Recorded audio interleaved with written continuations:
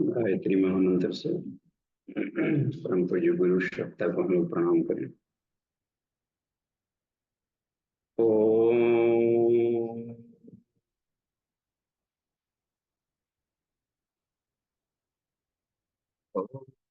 भूर्भुवः स्वः तत्सवितुर्वरेण्यं भर्गो देवस्य धीमहि धियो यो नः प्रचोदयात्। जी सभी लोगों को प्रणाम।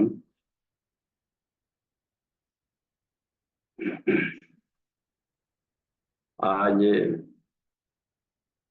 नवरात्रि सत्र का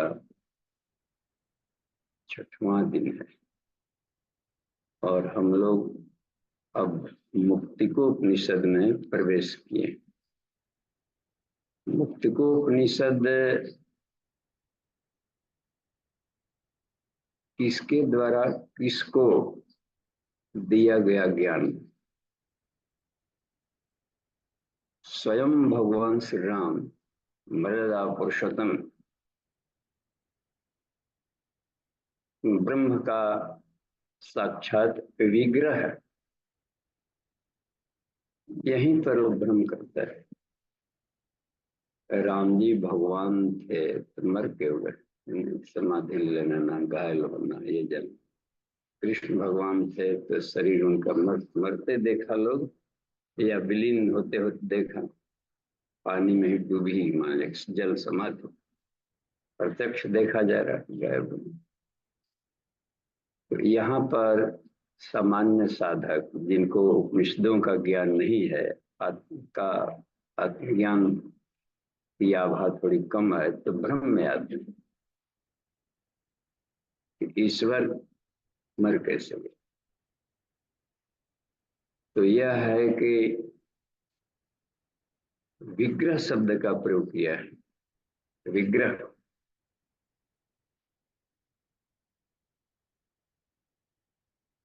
सृष्टि को चलाने वाली जो नियामक सत्ता है, प्रसव देना, पोषण करना, संहार करना, जो नियामक सत्ता है, जब देखती है कि समस्याएं, चूंकि प्रकृति गतिशील उत्पन्न कर दिया, तो कुछ न कुछ प्रदूषण निकालते रहता है। जो भी गतिशील है कुछ न कुछ पिछला छिलका छोड़ेगा, तभी आगे बढ़ेगा। वो डस्ट निकलेगा, डस्ट पार्टिकल। तो उसकी सफाई व्यवस्था में जहां भी शिथिलता होगी तो जहर भरेगा, विष तत्व बढ़ेगा, टॉक्सिन जिसे कहा जाता। तो अपेक्षा की गई थी कि जिन मनुष्यों ने जो प्राणी प्रदूषण पैदा किए, मल पैदा किए, वो खुद सफाई करे। जब मनुष्य अपने बलबूते या सफाई व्यवस्था नहीं कर पाता है या यह बुद्धत्व भूल जाता है कि हम क्या हैं, क्या करने आए हैं, कहाँ जाना है, कहाँ से आए, क्यों जरूरी है, यह दिशा निर्देश भूल जाता है, तब वह नियामक सत्ता जो निराकार है, इनको बुद्धत्व कराने के लिए शरीरधारियों को माध्यम बनाती है। क्लियर? निराकारत्व हेतुश्च प्रेरणा कर्तुमीश्वर प्रज्ञोपनिषद का सूत्र है कि हे देवर्षि नारद, भगवान विष्णु स्वयं का, आप तो जानते हैं कि हम निराकार। देखिए, तो निराकार है तो बोल कौन रहा है? साकार ही ना बोलेगा। यहाँ भी वैज्ञानिक ढंग से हम लोग सोचें कि बोल रहे हैं कि आप तो जानते हैं कि हम निराकार हैं, यानी आप तत्वतः जानते हैं कि जो इस शरीर को माध्यम बनाया है ब्रह्म विश्व, जो आत्मज्ञान प्राप्त कर लिया, उसको मालूम हो जाता है कि मैं बॉडी नहीं। तो ऐसा व्यक्ति ब्रह्मर्षि होता है। तो कोई ब्रह्मर्षि अपने नजदीकी शिष्य को कह सकता है इसको बुद्धत्व हो जाता है कि मैं ये ठीक है। आप जानते ही हैं कि हम निराकार, तो प्रेरणा के सिवा कुछ नहीं कर सकते। जो नहीं दिखने वाली चीज है, तो माइंड में प्रेरणा आती है, सद्विचार आएंगे। ईश्वर जिस पर कृपा करता है तो सद्बुद्धि देता है, यही पहचान। तो उससे प्रेरित होकर के हम कुछ करें। इंग्लिश में प्रचोदयात गायत्री मंत्र में शब्द है, बहुत कीमती है कि हम प्रेरणा दें। सविता सिर्फ प्रेरणा देगा अपने जीवन से। हम किसी को किसी भी काल में कभी भी बदल नहीं सकते। वो बदलेगा तो खुद बदलेगा। एक भ्रम होता है कि हमने ऐसा करा दिया, क्लास ले लिया, साधना करा दिया, वो बता दिया तो बदला है, यह भ्रम है।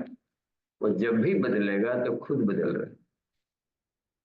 कक्षा में तो ढेर सारे विद्यार्थी रहे, एक ही तरीके का गुरु पढ़ाया, एक ही मंत्र दिया सबको, कुछ आगे बढ़े कुछ नीचे रह गए।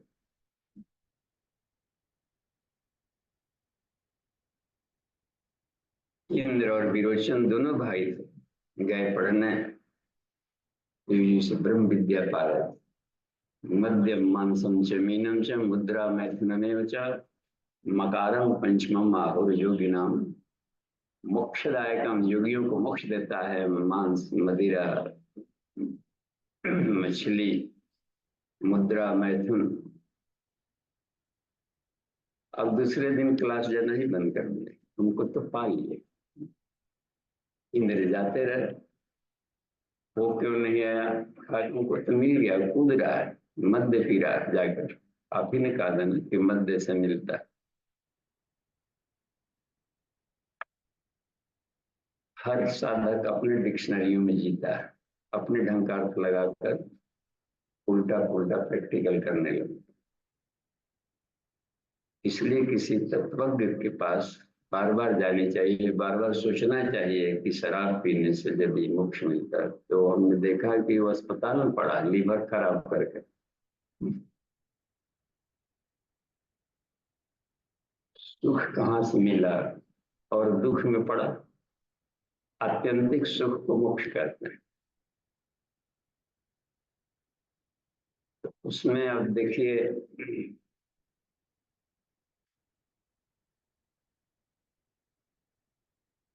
इस बुद्धत्व को कराने के लिए प्रेरणा देते हैं, और प्रेरणा भी ऐसे लोगों को माध्यम बनाते हैं जहां बोलना है कि लाइफ स्टाइल एक रोल मॉडल चाहिए। तो उस समय में जो अपने जीवन को निखार कर साधना करके अपने आप को कुछ शानदार बनाए रहते हैं, कोई भी व्यक्ति उसको माध्यम बनाते हैं, वो प्रेरणा शक्ति। इसलिए अवतार कभी भी व्यक्ति नहीं होता है। इतना बढ़िया प्रज्ञोपनिषद में समाधान है कि अवतार व्यक्ति नहीं होता है। अवतार एक मैग्नेटिक स्टॉर्म है, चुंबकीय प्रवाह है जो अंतरिक्ष में दौड़ता है। और उन दिनों के जो श्रेष्ठ अग्रणी लोग होते हैं उन पर लैंड करता है, उनको माध्यम बनाकर आवेशित होकर उनको उनसे काम लेता है कि वो नहीं कर रहा है, प्रदूषण हटा रहे तो तू कर। तो उसको देखा देखी फिर टीम चल पड़ता है साथ में, समूह। तो ये उसका पर विज्ञान है सृष्टि। इसलिए वरिष्ठ आत्मा पात्रता का लोग विकास करें, अपनाएं। हम दूसरों पर न छोड़े, वो नहीं किया तो हमको क्या कर दे, वो नहीं किया ओके, उसकी कमी, उसकी डिफिशियंसी, उसकी समझ उतनी नहीं रही। हम तो समझदार है, हम क्यों चुप रहे? हमें तो अपने हिस्से का काम करना चाहिए था। यह भी आदमी छोड़ देता है, तभी अवतारी सत्ता कुछ अधिक पोटेंसी में किसी व्यक्ति के भीतर प्रवेश करते हैं। एक आवेश है, एक मैग्नेटिक, उसी को कला कहते हैं। कितनी पोटेंसी से आया, कितने वोल्टेज का उसमें ज्ञान और ताकत आया कि कर सके बड़ा काम, बड़ा। लेकिन करती कराती है वही चेतना। तो जन समान और संसार से बदले में कुछ लेती नहीं, अब संसार के पास देने के लिए एक ही उपाय बचता है कि इनको भगवान कह दिया जाए, इनको सम्मानित किया जाए अच्छे प्रांजल डिवाइन शब्दों से, बस ईश्वर करते हैं। सामान्य आदमी भी होता है कि आप तो बिल्कुल देवता है, हम संकट के समय में आकर हमको मोचन दिया। तो वही सत्कर्म करने में, बदले में हम न लें, दान कर प्रतिदान की आशा न रखें, तो जो भीतर से एक शांति अनुभव होती है, उद्भुत होती है, वही एक फल है उसका। शांति कहीं अलग तत्व नहीं है, अपने शक्तियों का लोकहित में लगाया गया और बदले में नहीं चाहा गया प्रतिदान, उसे अद्भुत आत्म शांति मिलती है। अब इसी तरीके से लगाया जाता है लोकहित में, लोक सेवियों के लिए स्वर्ग सुरक्षित। अब वो भगवान श्री राम मंदिर में मर्यादा पुरुषोत्तम तो गुरुकुल गए, पढ़े लिखे और सारी साधनाएं कराई गई, आत्म साधना। उसमें देखेंगे कि महर्षि वशिष्ठ बला विद्या भी बता रहे वहां पर, और उनके भीतर के चक्रों को भी जगा रहा है, कुंडलिनी जागरण कर, शरीर से भी सूक्ष्म शरीर में निकालवा रहे हैं और देख रहे हैं कि देखो श्री राम ऊंचाई पर जाकर, यहाँ भी हम लोग दोनों हैं, हम लोगों को वो लोग ना देख रहे हैं, और देखो यही वशिष्ठ वहां जाकर बलबला रहा है, नीचे बोल रहा है ना वशिष्ठ, वो अपने ज्ञान का बढ़ा रहा है, और देखो तुम भी बैठे हुए सुन रहे हो, तुम यहाँ भी हो और देखो फल। एक गजब के फेज में पहुंचा करके दिखाया इसमें करना, कोषों के भीतर में एक एक चक्रों को जगाते उसमें दिखाया। तो शरीर के भीतर में अथाह शक्ति भरी पड़ी है, हम लोग उसका लाभ नहीं लेते हैं तो बोंजाई बने रहते हैं। बोंजाई पूरा फूल नहीं बने, एक बोंजाई शब्द होता है सिकुड़ जाना, हाँ? या मोजाइक, मोजाइक लग गया, पत्तियां सिकुड़ गई, अब उसमें फंगल कुछ ऐसा लग गया है, सिकुड़ गई, खुली नहीं, बोंजाई रह गई। तो यदि सही आत्मज्ञान का खाद्य पानी और साधना मिले तो हर बोंजाई यानी हर बामन महाविष्णु बनेगा। छोटे शरीर में महा लाभ लिया जा सकता है विराट का, क्षुद्रता मानता बदलते, इसी कहा गया है बामन ने 3 पग में सृष्टि को नापा। बस हर बामन, हर व्यक्ति भले देखने में छोटा साइज का हो, लेकिन बहुत ऊंचाई तक महानता के अथाह संभावनाएं हर व्यक्ति में भरी पड़ी रहती।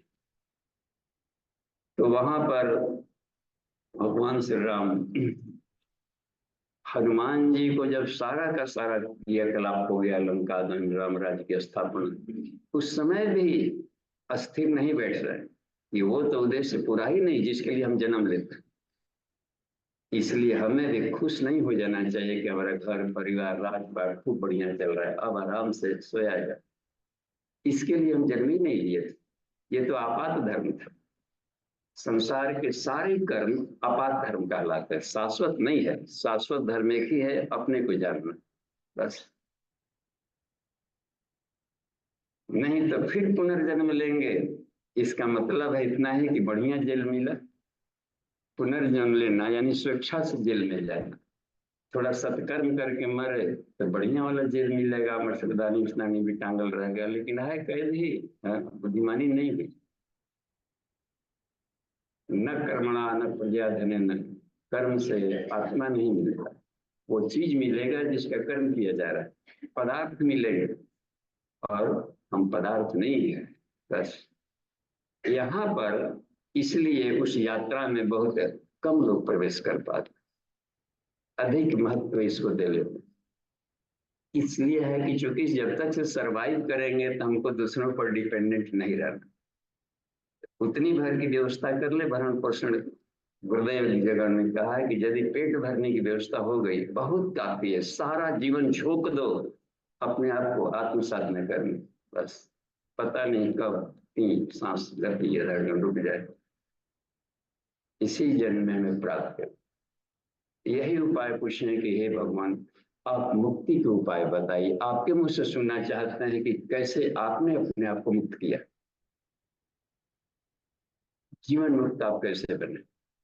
तो वही ज्ञान दे रहे हैं। और कल के जो कक्षा जहां तक हम लोग छोड़े थे वहां पहुंचे थे कि हे हनुमान उपनिषदों में रहो, उपनिषद का ज्ञान ही तुम्हें आत्मज्ञान देगा।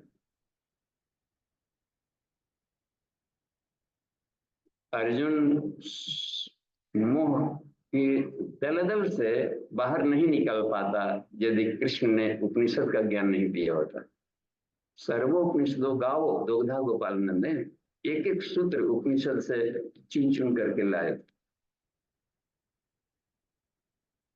वेद को हम लोग मान सकते हैं कि सारे फूल फुलवारियां हैं, फ्लोरा गार्डन वेद, और उसमें उस फ्लोरा गार्डन में फूलों में जो नेक्टर है, नेक्टर वो शहद, उसको मधु जो घुला हुआ है औषधियों में संबंधित, उसको चुस चुस करके ले आना, दुहना, और संसार सागर में रोगग्रस्त लोभ और अहंकार से ग्रसित लोगों को बूंद बूंद ड्रॉप ड्रॉप देना, इसी को मधुसूदन कहता है। मधु शहद उपनिषदों का ले आए फ्लोरा गार्डन से, वेदों से निकाल कर, वेद को सूदन में दुहना, शहद को निकालना और पिलाना, बस।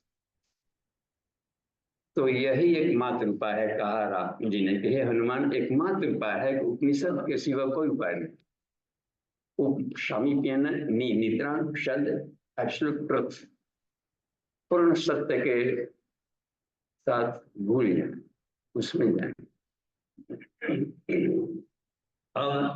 और कहे कि अब उपनिषद ढेर सारे उसमें गिना दिए ना कल को उपनिषद ने कि 1180 उपनिषद, क्योंकि वेद की इतनी शाखाएं हैं और हर शाखा में घी घुला हुआ है। तिल में, जैसे तिल के हर बीज में तेल है, तो उपनिषद के हर ऋचा में कहीं न कहीं पर तेल का अंश है। उसको निकालना, तेल को पीलना, कितना मेहनत करना पड़ा होगा। कुछ लगता है कि तो बड़ा नीरस वाक्य है, इसका मतलब कि बालू है। उस नीरसता में से सरसता निकाल ले आना, ये बालू से तेल निकालने जैसा काम हुआ। और वह ऋषि लोग मेहनत करते थे, तब करते थे, इसके लिए हीट देते थे, गलाते थे, निकालते थे, दूध को उठाते थे, तब जाकर मंथन करते थे, निकला और उचित। तो बता दिए उन्होंने कि चारों वेदों में सबकी अनेकों शाखाएं हैं, केवल सामवेद में 1000 शाखा कर दिए, 1000 ब्रांचेस थे उसके, तो 1000 उपनिषद तो उसके हो गए। 21 है, 109 है, लेकिन 50 अथर्ववेद को बताया दिया। तो कितनी उपनिषदों में से कितना पढ़े, उतना तो जीवन ही नहीं। तो पहला बताया कि पहले प्रवेश करो मांडुक्य उपनिषद में। कल मांडुक्य उपनिषद के बारे में हम लोगों ने थोड़ी जानकारी ली हल्की सी। साधना करेंगे तब गहराई मिलेगी। हम लोग साधना के लिए कम समय निकालते हैं, इतने से संतुष्ट मत होइए कि निकाल लिया 1 घंटा 2 घंटा पढ़ लिया। 2 घंटा पढ़ने से आदमी पास मार्क लाएगा, खाली ना होता है 30 नंबर लागू। इतने भर से महाकाल माध्यम नहीं बनाएगा, हनुमान जैसा कंधा चाहिए उसको। तो उसमें रह गई बात में कि और स्ट्रॉन्ग बने, और टाइम दे, और डिवोट करें। समय कहाँ है? हम 24 घंटा में 10 घंटा 12 घंटा क्यों नहीं लगा? अधिक लाभ लेना, इससे बड़ा खेती नहीं, इससे बड़ा व्यवसाय नहीं है, इससे पूरे ब्रह्मांड है, इससे पूरे यूनिवर्स में अध्यात्म में धन की खेती करना, इसका व्यवसाय करना, इससे बड़ा लाभ देने वाला नहीं। 100% से भी अधिक ब्याज मिलता है। कौन बैंक है जी इतना ब्याज देना? 100% से भी अधिक ब्याज दे देता है, यानी अनुमान से अधिक। जब अनुमान से अधिक मिले उसको कहते हैं 100% से भी अधिक। तो ये रहा इसमें बात। और मुंडिको उपनिषद ने में बताया है कि जागृत, स्वप्न, सुषुप्ति और तुरीय 4th फेज में जाओ। तत्सवितुर्वरेण्यम भर्गो देवस्य धीमहि धियो न प्रचोदयात्। ये 3 फेज हुए, 3 चरण। ये 3 चरण तो अपरा प्रकृति, ये निकला कहाँ से? चौथे चरण में जाओ। प्रणवेन व्याहृत्या भवति, व्याहृत्या गायत्र्या भवति। गायत्री का अवतरण कहाँ से हुआ, उसमें जाओ, उस लेयर में पहुंचो।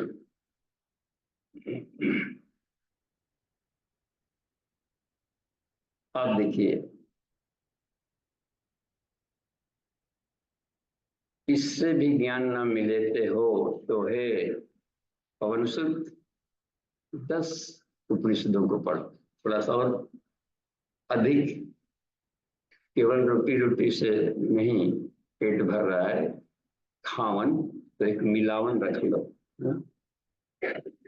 रोटी के साथ दाल रख लो, तब हो सकता है कि तुमको रुचि भीतर जाए, थोड़ा सा डाइल्यूट हो जाए। तो 10 उपनिषदों में आता है, जैसे ईशावास्य उपनिषद उसमें आ गया, ईशावास्य, केनोपनिषद, कठोपनिषद, इसमें है, और भी आता है बृहदारण्यक है, छांदोग्य है, इसमें मुंडको भी आता है, उसे मांडुक्य भी आता है इसमें। तो ये जो महत्वपूर्ण कुछ है उपनिषद सार, तो थोड़ा सा उसमें प्रवेश करो तो पाओगे कि हाँ ये तो बात समझ में आने लगी थोड़ी।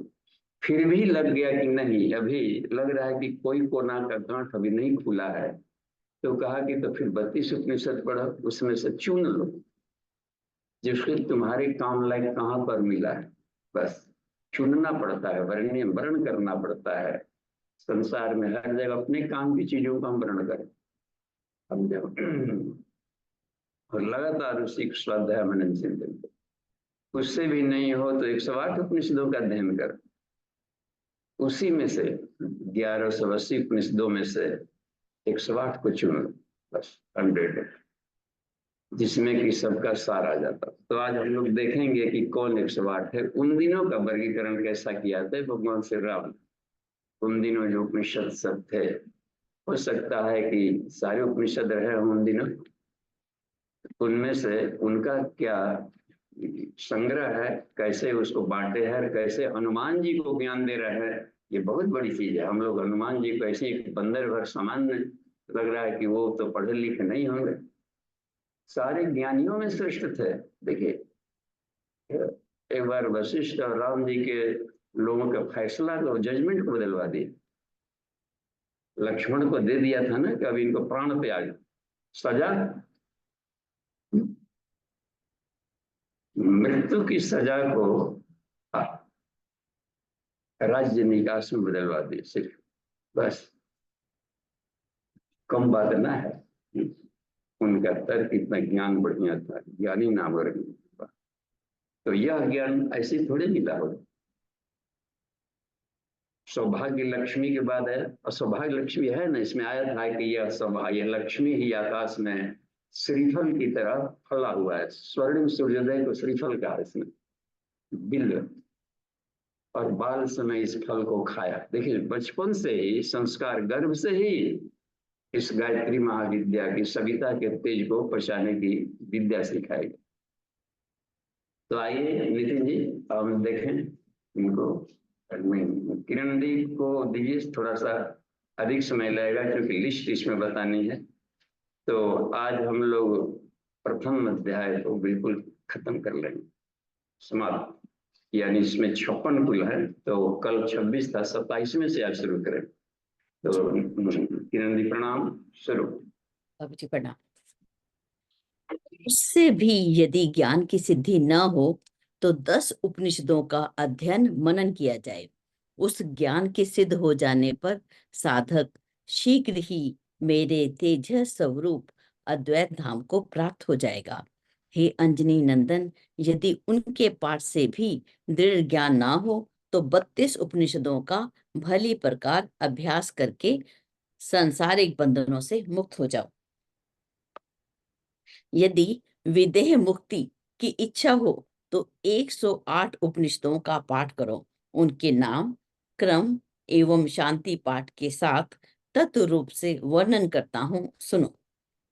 ईश, केन, कठ, प्रश्न, मुंडक, मांडुक्य, तैत्तिरीय, ऐत्रेय, छांदोग्य, वृद्ध आरण्यक, ब्रह्म, कैवल्य, जाबाल, श्वेताश्वतर, हंस, आरुणिक, गर्भ, नारायण, परमहंस, अमृत बिंदु, अमृतनाद, अथर्व शिरस, अथर्व शिखा, मैत्रायणी, कौशिक की ब्राह्मण, वृहद जाबाल, नरसिंह, तापनीय, काल अग्नि, मैत्रेयी, सुबाल, छुरिका, मंत्रिका, सर्वसार, निरालंब, शुक रहस्य, वज्र सूचिका, तेजो बिंदु, नाद बिंदु, ध्यान बिंदु, ब्रह्म विद्या, योग तत्व, आत्म तत्व, नारद, परिव्राजक, त्रिशिक, ब्राह्मण, सीता, योग चूड़ामणि, निर्वाण, मंडल ब्राह्मण, दक्षिणामूर्ति, शरभ, स्कंद, त्रिपाद विभूति, महानारायण, अद्वैत तारक, राम रहस्य, राम तापनीय, वासुदेव, मुदगल, शांडिल्य, पेंगल, भिक्षुक, महोपनिषद, शारीरिक, योग शिखा, तुर्यातीत, संन्यास, परमहंस परिव्राजक, अक्षमाला, अव्यक्त, एक अक्षर, अन्नपूर्णा, सूर्य, अक्षी, अध्यात्म, कुंडिका, सावित्री, आत्मा, पाशुपत, परब्रह्म, अवधूत, त्रिपुर, तापनीय, देवी, त्रिपुरा, कठ रुद्र, भावना, रुद्र रहस्य, योग कुंडली, भसम जाबाल, रुद्राक्ष जाबाल, गणपति, जाबाल दर्शन, तारसार, महावाक्य, प्रपंच ब्रह्म, प्राण अग्निहोत्र, गोपाल तापनीय, कृष्ण याज्ञवल्के, वराह शाटयायनीय, हयग्रीव, दत्तात्रेय, गरुड़, तली, कली संतरण, जाबाली, सौभाग्य लक्ष्मी, सरस्वती रहस्य, ऋच, मुक्तिको उपनिषद। इन 108 उपनिषदों के सब अध्याय से मानव के तीनों ताप तथा तीनों वासना समाप्त होकर ज्ञान और वैराग्य की प्राप्ति होती है। प्रत्येक उपनिषद के पूर्व तथा अंत में दिए हुए शांति पाठ को करके वेद विद्या में पारंगत, आत्म तत्व का उपदेश करने वाले उपदेष्टा के श्री मुख से जो द्विज श्रेष्ठ इन 108 उपनिषदों का पाठ करते हैं, वे प्रारब्ध कर्म के क्षीण होने तक जीवन मुक्त रहते हैं। तदंतर समय आने पर जब प्रारब्ध कर्म समाप्त हो जाता है, तब उन्हें मेरी वैध ही मुक्ति प्राप्त हो जाती है। ये 108 उपनिषदें समस्त उपनिषदों की सार कही गई है। एक बार भी यदि इनका श्रवण कर लिया जाए तो समस्त पापों से छुटकारा मिल जाता है। हे पवन तनय, तुम मेरे शिष्य हो, इस कारण तुम्हारे हित की कामना से इस शास्त्र को कहा है।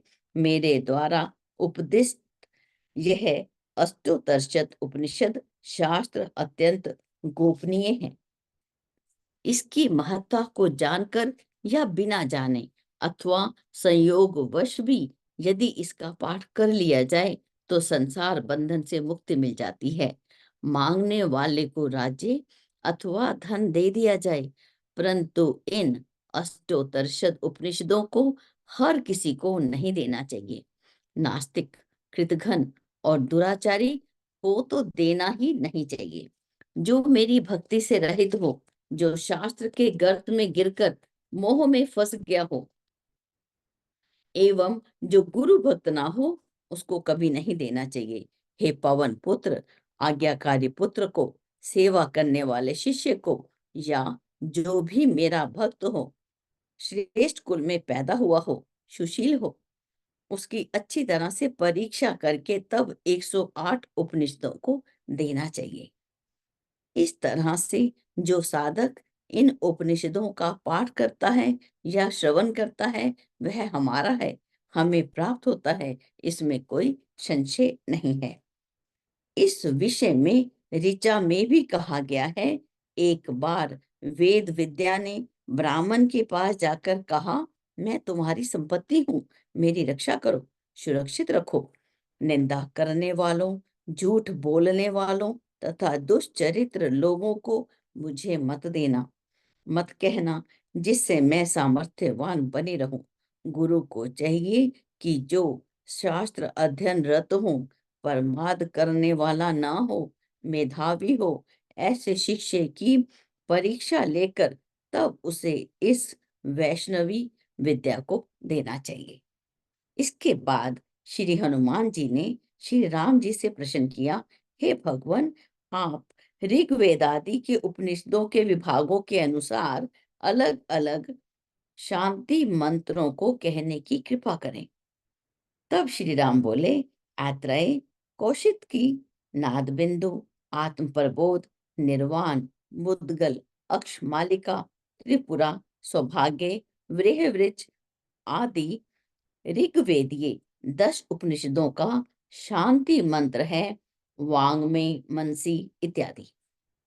ईसावार से बृहदारण्यक, जबाल, हंस, परमहंस, सुबाल, मंत्रिका, निरालंब, त्रिशिक ब्राह्मण, मंडल ब्राह्मण, अद्वैतारक, पैंगल, भिक्षुक, तुर्यातीत, अध्यात्म, तारसार, याज्ञवल्क्य, शाटयायनी, मुक्तिका, ये शुक्ल यजुर्वेदीय उपनिषदें हैं। इनकी संख्या 19 है। इनका शांति मंत्र पूर्णमदः पूर्णमिदम् इत्यादि है। कठवल्ली, तैतरीय, ब्रह्म, कैवल्य, श्वेताश्वत्थ, गर्भ, नारायण, अमृत बिंदु, अमृतनाद, काल, अग्नि, रुद्र, शुरिका, सर्वसार, शुक्र रहस्य, तेजो बिंदु, ध्यान बिंदु, ब्रह्म विद्या, योग तत्व, दक्षिणामूर्ति, स्कंद, शारीरिक, योग शिखा, एक अक्षर, अक्षी, अवधूत, कठरुद्र, रुद्र हृदय, योग कुंडली, पंचब्रह्म, प्राण अग्निहोत्र, वराह, कली संतरण और सरस्वती रहस्य। ये 32 उपनिषदें कृष्ण यजुर्वेद की हैं। इनका शांति मंत्र है सहना ववतु, सहनो भुनक्तु इत्यादि। केन, छांदोग्य, आरुणिक, मैत्रायणी, मैत्रेयी, वज्र सूचिका, योग चूड़ामणि, वासुदेव, महोपनिषद, संन्यास, अव्यक्त, कुंडिका, सावित्री, रुद्राक्ष, जाबाल, जाबाल दर्शन और जाबाली, ये 16 उपनिषद सामवेद से संबंध है। इनका शांति मंत्र आप्यायन्तु मम अंगानि इत्यादि है। प्रश्न, मुंडक, मांडुक्य, अथर्वशिखा, बृहद जाबाल, नरसिंह तापनीय, नारद परिव्राजक, सीता शर्व, त्रिपाद, विभूति, महानारायण, राम रहस्य, राम तापनीय, शांडिल्य, परमहंस परिव्राजक, अन्नपूर्णा, सूर्य, आत्मा, पाशुपत, परब्रह्म, त्रिपुर अतापनीय, देवी, भावना, भस्म जापाल, गणपति, महावाक्य, गोपाल तापनीय, कृष्ण, हयग्रीव, दत्तात्रेय और गरुड़, ये 31 उपनिषदें अथर्ववेद से संबंध है। इनका शांति मंत्र भद्रम कर्णे शृणुयाम इत्यादि है। साधन चतुष्टय, विवेक, वैराग्य, षट संपत्ति संपन्न मोक्ष अभिलाषी लोग, श्रद्धावान, कुलीन, वेद ज्ञान संपन्न, शास्त्र प्रेमी, गुणवान, सरल हृदय, सबके हित की कामना वाले, दया की सागर जैसे गुणों को धारण करने वाले, सदगुरु के पास उपहार सहित विधिवत पहुंचकर 108 उपनिषदों को विधि पूर्वक पढ़ते और उसका नियमित चिंतन मनन करते हुए निरंतर अभ्यास करके प्रारब्ध कर्म के समाप्त होने पर तथा स्थूल, सूक्ष्म, अतिवाहक शरीरों के नष्ट होने पर उपाधि रहित होकर घटाकाश के समान पूर्ण ब्रह्म में लीन हो जाते हैं, वही कैवल्य मुक्ति कही गई है।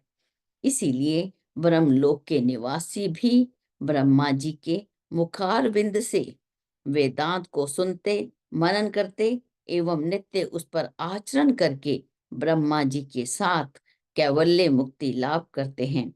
अतः समस्त प्राणियों के लिए एकमात्र ज्ञान उपलब्ध होने पर ही कैवल्य मुक्ति प्राप्त होती है।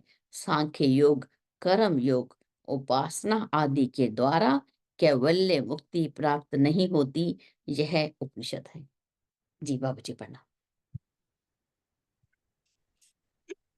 धन्यवाद।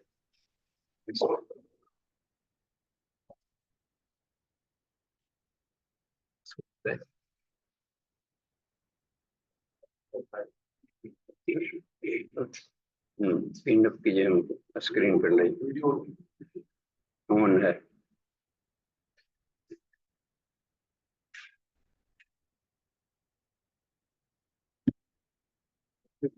अभी ऑन हो गया, ऑन है। तो उसको स्क्रीन पर लाइए।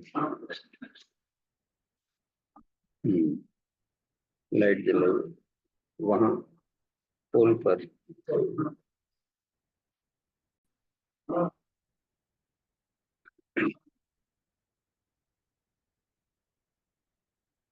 आज के सूत्र में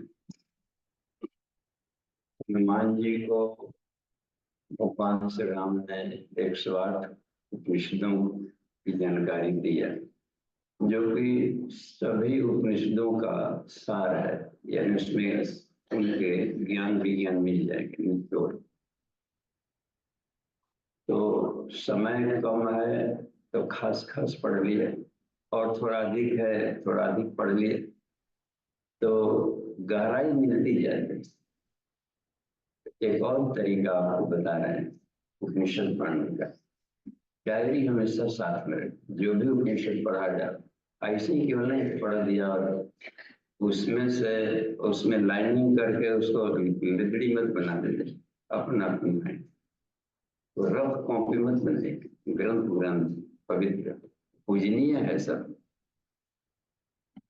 अपने पसंद का आप लाइनिंग कर दिए, फिर दूसरा कोई पढ़ेगा उसका दूसरा लाइन पसंद है तो फिर वो भी अपना लाइन करेगा, एक भी लाइन नहीं बचेगा, फिर रंगा करके खराब हो जाएगा। अलग से हम नोटबुक रखें, तो उसमें से जिस भी उपनिषद का पाठ किया जाए जिस दिन हेडिंग लिख दीजिए उसका नाम, और पढ़ते जाएं।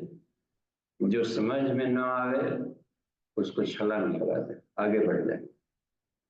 और जो अपने को लगे कि ये तो हमारे ही लिए लग रहा है कि है, इसमें तो हम जी रहे हैं, तो उसको लिख लिया जाए। क्योंकि वो अब उपनिषद की किताब की बात नहीं है, वो अब आपकी बात है। वो तो इस तरीके से करते करते एक स्वतंत्र एक नोटबुक बन जाएगा अपना, और उस पर मनन चिंतन करके प्रैक्टिकल करके और पकाया जाए उन्हीं सूत्रों को। एक प्रसन्नता होती है कि हमारी साधनाएं सही दिशा में चल रही, और उसको कहीं पर बोलेंगे तो वाणी में वाक शक्ति रहे, मन खुला रहे। वांग में मन से, इसमें बोला है कि इन शांति पाठों को मंत्र है कि वाणी में मन हो, मन वाणी में प्रतिष्ठित हो। ये तभी होगा कि मन के रुचि के अनुसार वो चीजें मिली और उसको प्रैक्टिकल किया गया, तो बोलने में बल मिलेगा। व्यवहार में नहीं हो और आदमी बोलता है तो छूछ जैसा बोलता है, तो उसके प्रभाव नहीं पड़ता। आचार्य जी की जगह बोलते हैं कि वो चोर भी व्यासपीठ पर बैठकर अच्छी बातें बोल सकता है, लेकिन किसी को संत महात्मा नहीं बना सकते, क्योंकि उसके वाणी में वाक शक्ति नहीं रहेगी। वो तब आते हैं जबकि खुद जिया गया रहता है। तो हर उपनिषद पढ़ते समय जरूर उन उपनिषदों में कोई ना कोई ऐसी बात मिलेगी जो अपने दिल को छू जाए, उसको कलेक्शन करते। यह तरीका है फूलों को चुनने का, शहद निकालने का, दूध दूहने का तरीका सरल बताए। सारी उपनिषदें कामधेनु का है, ठीक है। इच्छानुसार चीजें निकाली जा सकती इसमें से, तो अपने भूख भर निकाल चुनना ही सीखा। हर उपनिषद अपने आप में इन दिनों बाजार मॉल होता है ना, मॉल बने होता है। मॉल में बहुत सारे चीजें वस्तुएं बिकती है, अलग अलग सेक्टर। उस सेक्टर में कपड़ा है, उस सेक्टर में हुआ है, वहाँ मिल रहा है, उस सेक्टर में जाइए बर्तन मिल रहे हैं, वहाँ पर भोजन सामग्री मिल रहा है, उसे सब सामग्रियां मिलती हैं, ये सब का रसोई सामान। तो वहां जाकर घबराए मत, इतना खरीदना है, वो सब अपने लिए नहीं है, वो सभी के लिए है। जो लोग आते हैं अपने काम की चीज केवल नहीं, पूरा घूमे और केवल एक चम्मच खरीदना था, क्या है। और नहीं भी खरीदना है तो कम से कम पढ़ कर तो देखेंगे। तो वहां गए थे तो दूसरों के काम वाली चीज को बताया जा सकता है। हम गए थे एक दिन घूमने, तो ये वहां पर हमने देखा था, हो सकता है लाभ नहीं। तो स्वाध्याय का क्रम जारी रखा जाए तो उससे कुछ दिशा मिल जाती। वो तो एक तो तरीका यह है कि ऐसे हम लोग स्वाध्याय करते हैं और आगे बढ़ते रहे। तो एक न एक दिन ऐसा आएगा कि पूज्य गुरुदेव ने भाष्य किया है 108 उपनिषद का, तो एक एक को पढ़ते पढ़ते 108 उपनिषद अब अपने को काफी आनंद आने लगेगा।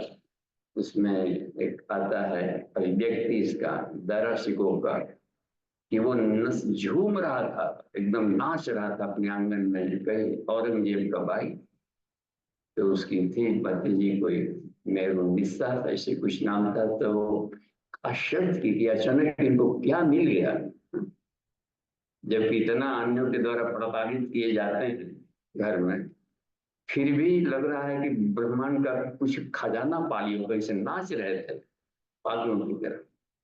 तो कहा कि आज हमने हिंदुओं की ईश्वरीय पुस्तक पढ़ ली है उपनिषद, और उसमें जो ज्ञान मिला है ये तो हमको मन पा लिया ऐसा जी करके वो नाच रहे थे उससे। इसलिए उन्होंने सूफी सूफी जो ये है मत का उन्होंने आधार में डाला, उसके उपनिषद है वो, बिल्कुल उपनिषदों में जीते हैं। तो चेलों का लबादा नहीं बटोरते चलते, आए बताया फूटो बस तंत्र एकला चलो रे जाओ, संसार सारा संसार तुम्हारा है, अपने आप को करो न पड़ जाए, पूरा उपनिषद में जीते हैं कहीं भी। तो उपनिषद ये है, विवेकानंद ने भी उसमें कहा है कि जिस दिन उपनिषद नहीं पढ़ता हूँ लगता है कि हमने भोजन ही नहीं किया, पढ़ता हूँ तो आंखों से आंसू आने लगते। ये इतना महान ग्रंथ है, सबको अध्ययन करना। गुरुदेव ने भी लिखा है कि यार प्रेम से साक्षात्कार कराने वाला यदि कोई है तो बस सिर्फ उपनिषद। विनोबा भावे ने कहा कि हमने जीवन में 30 वर्ष तक लगातार उपनिषदों का अध्ययन, तो समझा जाए कितना कमाल की बात है। इनका भाष्य यदि मिला राधा कृष्ण को तो बोले कि ये भाष्य पहले मिला होता तो हम राजनीति नहीं आते। बाद का सारा जीवन इनके आशीर्वाद से अध्ययन को बिताया, खूब स्वाध्याय करते हैं। तो स्वाध्याय बने, अहरह स्वाध्याय, रात दिन स्वाध्याय करें। झोला में जरूर उपनिषद रखा है, कहीं गए कहीं पर थोड़ा देर है, अभी बैठी बात आ रहा है, उतने समय में उर्दू लाइन पढ़ क्यों नहीं गए, अध्ययन करें, मन चिंतन करें। ट्रेन में जा रहे हैं, सफर में हो, बर्थ पर बैठे हो, तो एक एक क्षण का उपयोग किया जाए, इसमें उपनिषद मय बना जाए, तब देखिए कितना एक नशा चढ़ते जाता है और कर नहीं आते। केवल ज्ञान से नहीं, केवल ज्ञानानुमुक्ति हे अनुमान इनसे नहीं मिलता है, कर्म से नहीं मिलता, लेकिन न कर्मणा न उपासना नहीं मिलता है, और सिर्फ मिलेगा तो ज्ञान से मिलेगा। बहुनान जन्मनाम अंते ज्ञानवान माम प्रपद्यते, है ना, गीता में भी कहा है उन्होंने, बहुत जन्मों के अंत में आत्मज्ञान जब मिलेगा तभी उसको है, नहीं तो वो रचा पचा जीवन जीते रहेगा संसार के लपेड़े में। थोड़ा बढ़िया से मर गया है कि थोड़ा बढ़िया से मरेगा, बढ़िया से जीवन लेगा, अष्टाई मरने का बढ़िया रहेगा, अष्टाई जन्म लेने का अच्छा रहेगा, लेकिन जेल से मुक्ति नहीं मिलेगी। और उसी के क्रम में तनाव होता है। हम लोग ऐसे ही सोच कर देखते हैं, भारत कभी सोने का चिड़िया था?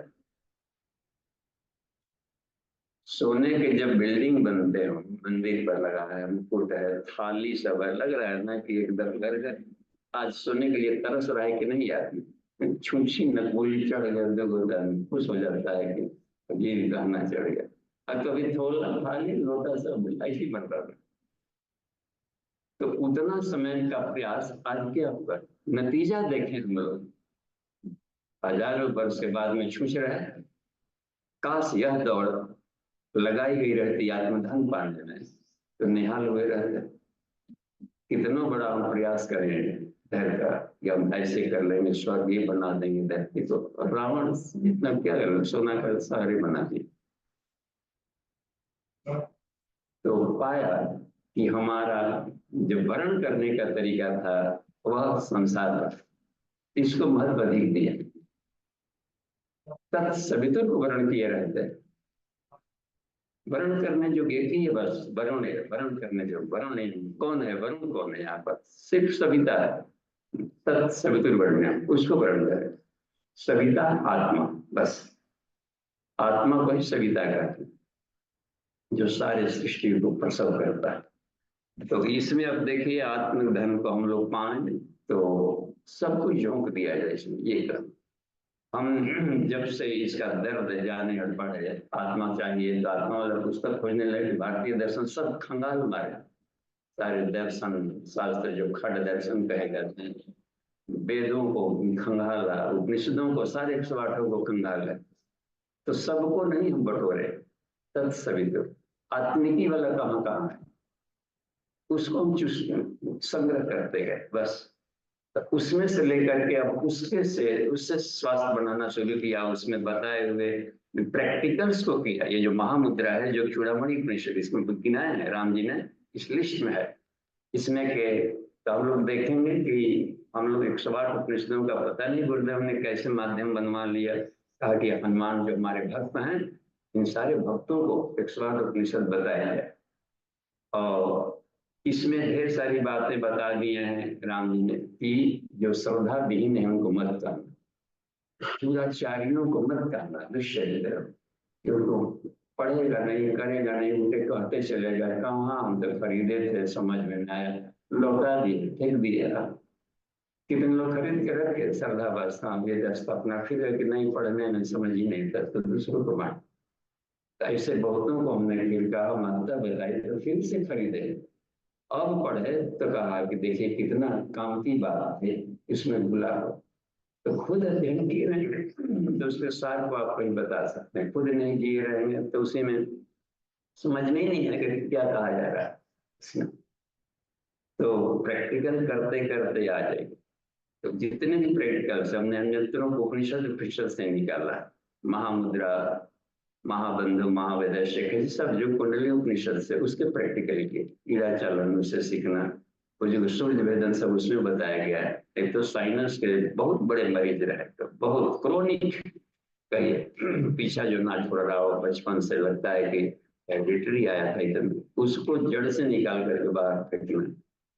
तो कहाँ से आएगा? तो शरीर में कफ को खाने वाला सिर्फ है सूर्य वेदन प्राणायाम, जो कि शीत ऋतु को ही खा जाता है। शीत ऋतु खाया गया तो पूरे ठूंठ पेड़ में फिर से बसंत ऋतु में पल्लवी आ जाती है, और चक्रों को जगाने में से मदद करता है। लंबे प्रैक्टिकल किया, आहार का लंबा संयम, तो उसमें यही बता रहे हैं कि हे हनुमान, जो मेरा शिष्य है और वैसा पुत्र, पुत्रों में भी सबको न दीजिए जो आज्ञाकारी है, और वैसे शिष्य जो बिल्कुल समर्पित है, उनको सब उड़ेल के रख दो इसमें, क्योंकि वो ज्ञान मरना नहीं चाहिए।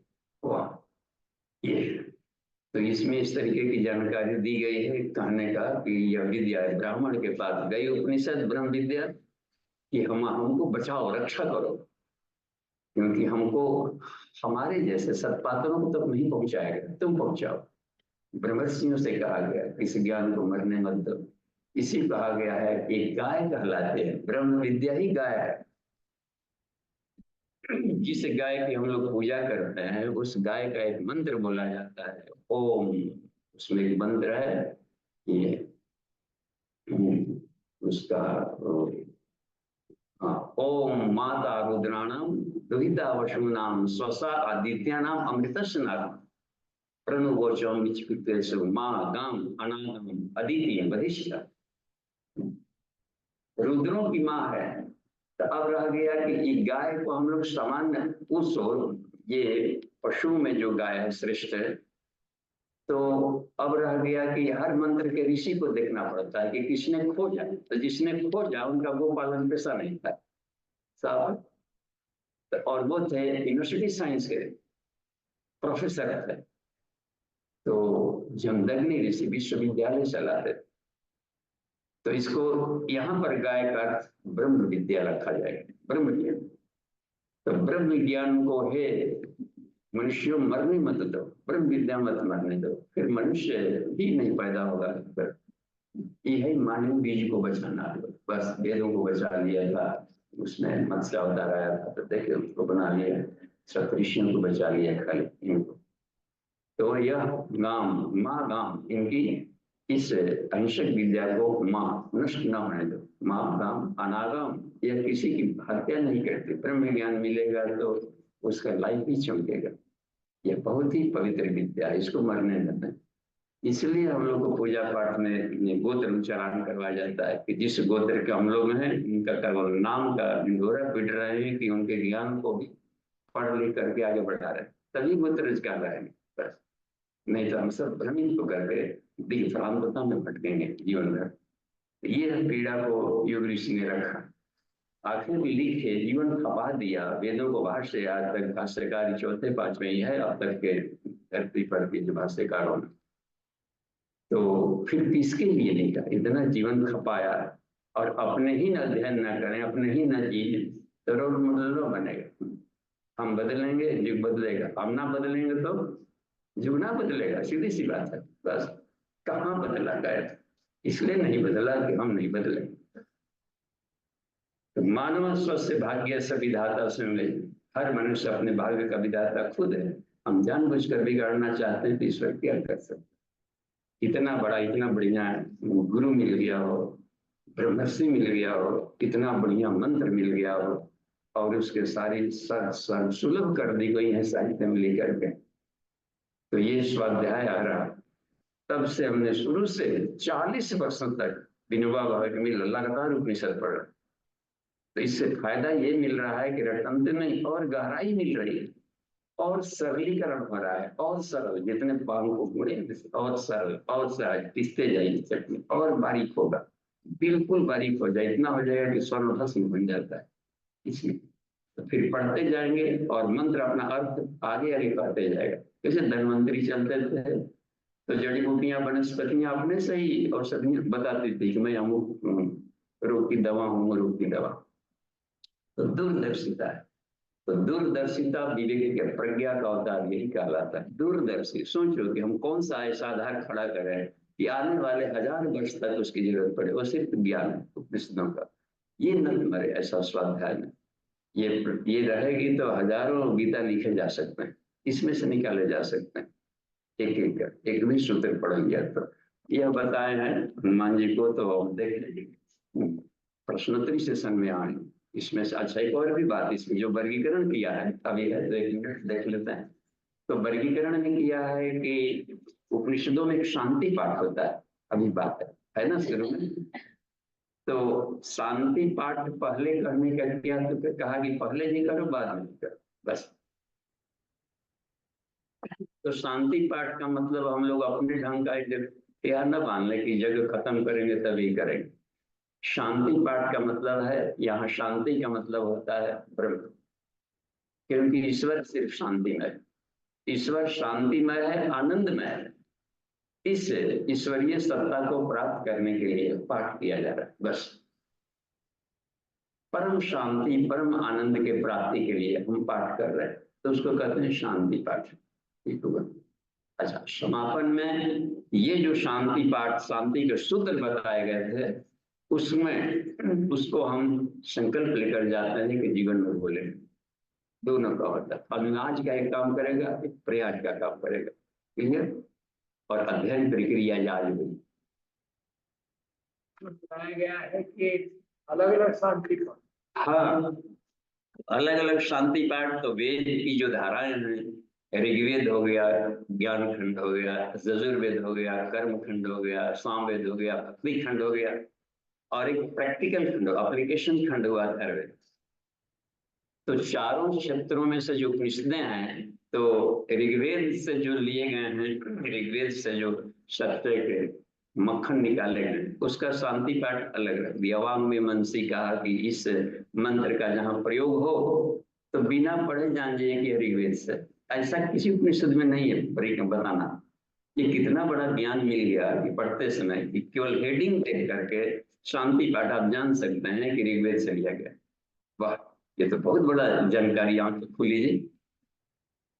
और यदि पूर्णमदः पूर्णमिदं है शुरुआत शांति पाठ, तो समझिए कि शुक्ल यजुर्वेद से। सहना वक्त है, सहना भुनक्तु सह वीर्यं करवावहै, तो समझिए कि यह कृष्ण यजुर्वेद से।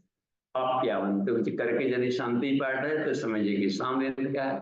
भद्रम करने भी स्त्रियों मदेवास शुरू है तो याद प्रवेश से लिया गया। तो केवल मंत्र के मुख अवतार जानकर नहीं कहते, चेहरे देखते लगता है कि हम खानदान का लगता नहीं बोल देते हैं।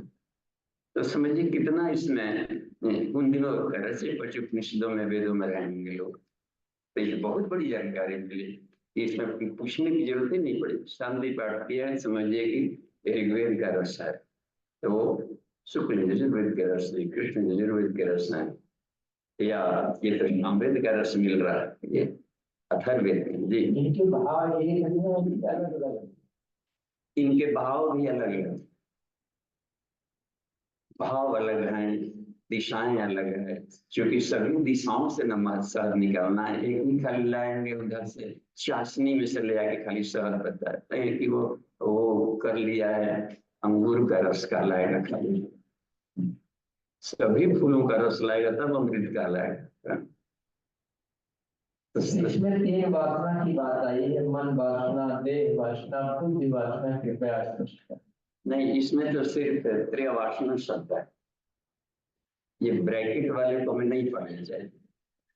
ये तो किसी भाष्यकार किसने दिया है जो उसको लिखा है तो किसी दिशा निर्देश, हमें सिर्फ संस्कृत वालों को देखिए जहां बढ़ जाता तो इनको उत्तर मिलेगा। उपनिषद का प्रश्न को उत्तर उपनिषद नहीं मिलता है। तो वासना इसमें जो दिया गया है देव विदु करके, वो अवधूत उपनिषद में इसको बताया गया है।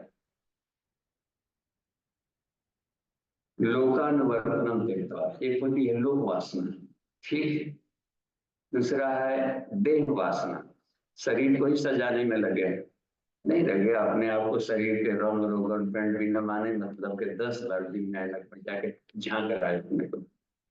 एक वो बाल काला का हुआ फिर परेशान, एक उजला क्या हुआ फिर परेशान, दौड़ पड़े वहां से लेकर तुरंत तुरंत नहीं लग रहा है शरीर को ही सजाने में आ गया है। और भी कंगरी के पीछे खोसे रख फटाक से यहाँ से निकालना, वहां से लग रहा है कि देह वासना अधिक है सजाने में करने में रंग। तो ये रहा तक ये या अपने आप के ही इसमें अन्य में कोष की सजावट में फंसे रहना। तो आउटर एटमोस्फियर लबा दे, यानी बहिरंग जीवन में ही फंसे वाना ये सब, इसमें देह वासना आता है सार को, बस ये भी देह है बाहर का। हम लोग कितना हो सजा रहे सब गार्डनिंग वगैरह लगा रहे हैं, ठीक है, लेकिन जहाँ जेठ आया कहीं से पानी आएगा, सूख जाएगा, दर्द सर पर पड़ा जाएगा, फिर माथा पीट के रोने के सिवा इतना मेहनत किया रोने के लिए। ये खेल है, चलिए नहीं तो खेल है, चलिए 10-5 मिनट खेलते हैं, लेकिन इसमें आसक्त हो गए तो देह वासना का लाएगा, ये सीधी सी बात। तो हमें इसमें ये सिर्फ मनोरंजन के लिए लिया गया है, वो इंजॉय ले सकते क्या, चलिए नौका विहार करते हैं, चलिए उधर काम करते हैं, लेकिन ये करते समय तुरंत मोहब्बत कर लेता है, और मोहब्बत कर लेता है तो रुलाई देता है। नहीं भी सूखेगा तो जानबूझकर ईश्वर लाख सुखवाएगा कि कहाँ वासना ले जानी थी और कहाँ वासना ला दिया। स्थूल जगत में ही फंस के रह गया, और स्थूल है नहीं, परिवर्तन हर क्षण एक सेकंड के अरबों हिस्से में भी परिवर्तन हो रहा है। हम लोग का एक भ्रम है कि हम किए हैं तो कल वाला आज है, कल का सूर्योदय कहीं अलग था, आज का सूर्योदय अलग है। थोड़ा सा हम पहुंचे आयाम में जहाँ से आत्मज्ञान मिलता है।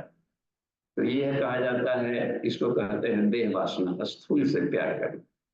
एक होता है कि लोक वासना, संसार के ढर्रे में चलना, दूसरों को देखा देखी करना, वो तिलक दहेज अंधविश्वास दर्पण नहीं सब चलता है बाहर, बैंड बाजा बरात धूम धड़ाका, लोगों को हम ऐसा करेंगे चलेंगे तो लोग क्या कहेंगे। लोग अपना काम अपने नहीं कर रहा, हम तो राजा साहब है, अपने माथा पर अपने बोझा लेकर ढोएंगे तो लोग क्या कहेगा। यह है नहीं सही, लोग वासना भी आगे नहीं बढ़ने देगा। बस यहाँ राजा हो गया तो रथ निकल रहा है। जनक को देखिए, जो भी धन संपदा थे, राज का खजाना, प्रजा का खजाना छूते थे कि नहीं, अपने भोजन के लिए पेट भरते। देखिए ये सब उसको नहीं था कि हर चलाने जा रहे थे। कृष्ण की कितनी बेइज्जती, उसमें सोचा कि हम तांगा टमटमा के रहे दूसरे का, अर्जुन अर्जुन आके हम क्यों वहां इसका, अब टमटम आ गए, वो तांगा आ गया, टंगा टमटमाला करा। अब और भोजनालय में पतल समा रहे थे, जूता वाला अरे उधर कर, जैसा कि कैमरा वाला कुछ भी मत करे, तो बड़े बड़े गर्दन वाले दुर्योधन जैसे लोग आगे रहते थे कि नहीं हम रिसीविंग वाला में रहेंगे। तो वो लोक वासना से लग रहा है ना कितने दूर थे।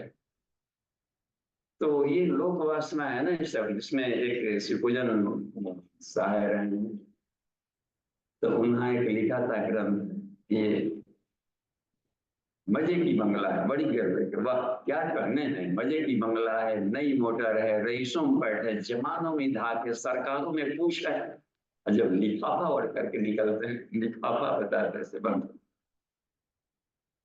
तो वो इतनी शानदार चित्रण किया है। पाउडर सिर्फ चमड़े को रंगीन करता है, जवानी का रंग नहीं निखार सकता। अंगों की कांति दिव्य अन्न में है, बाहरी आडंबर में। यदि अन्नपूर्णा रुष्ट हो जाए तो जीवन के सैकड़ों प्रसाधन जीवन का आकर्षक नहीं बना सकते। कितने बेबाक चित्रण देते हैं साहित्यकार लोग।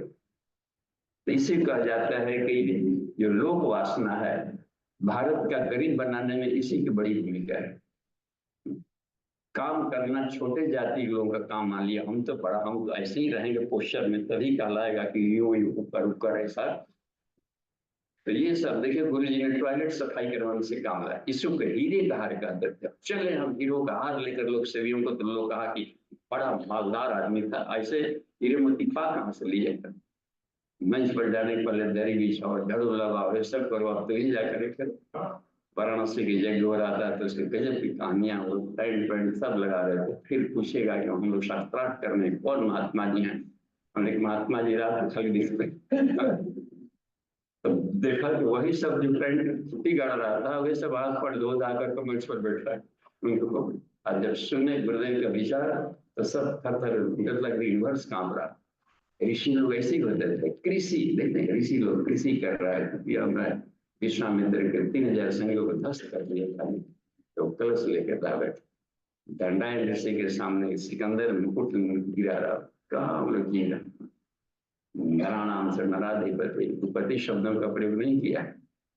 मनुष्यों में मैं वो राजा हूँ जो हृदयों पर शासन करता। तो ये रही इस बात में कि हम लोग लोक वासना मार डालेगा, बस लोग क्या कहेंगे, ऐसा कहेंगे तो लोग क्या कहेंगे, और ऋषि लोग क्या कहेंगे नहीं चिंता है, गुरुदेव क्या कहेंगे, ऋषि क्या कहेगा।